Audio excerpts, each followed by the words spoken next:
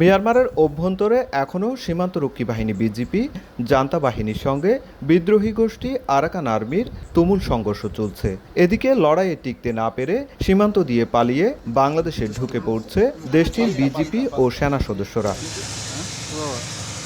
গেল ১.৫ মাসে বান্দরবনের নাইক্ষ্যংছড়ি সীমান্ত এবং কক্সবাজারের টেকনাফের নাফ নদীর জলসীমা দিয়ে কয়েক দফায় পালিয়ে বিজিপি ও সেনাবাহিনীর ২৮৫ জন সদস্য বাংলাদেশে চলে আসে, যাদের আশ্রয় দেওয়া হয় নাইক্ষ্যংছড়ি বর্ডার গার্ড সরকারি প্রাথমিক বিদ্যালয়ে। পালিয়ে আসা মিয়ানমারের সদস্যদের সাগরপথে আনা নেয়া করা হবে। এই প্রক্রিয়ার জন্য প্রস্তুতি শেষ করেছে কক্সবাজার জেলা পুলিশ।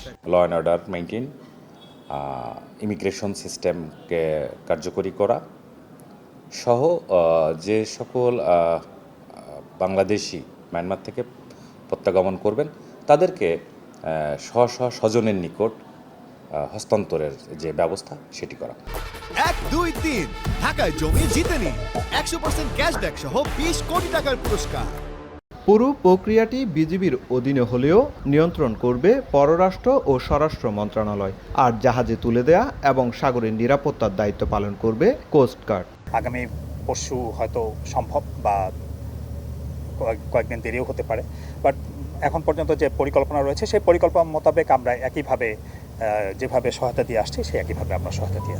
এর আগে ফেব্রুয়ারির শুরুতে কয়েক দফায় বাংলাদেশে আশ্রয় নিয়েছিল মিয়ানমারের সেনা, বিজিপি ও কাস্টমস কর্মকর্তা সহ ৩৩০ জন, যাদের ১৫ই ফেব্রুয়ারি ইনানি নৌবাহিনীর জেটি থেকে সাগর পথে ফেরত পাঠানো হয়েছিল। সুজাউদ্দিন রুবেল, সময় সংবাদ, কক্সবাজার।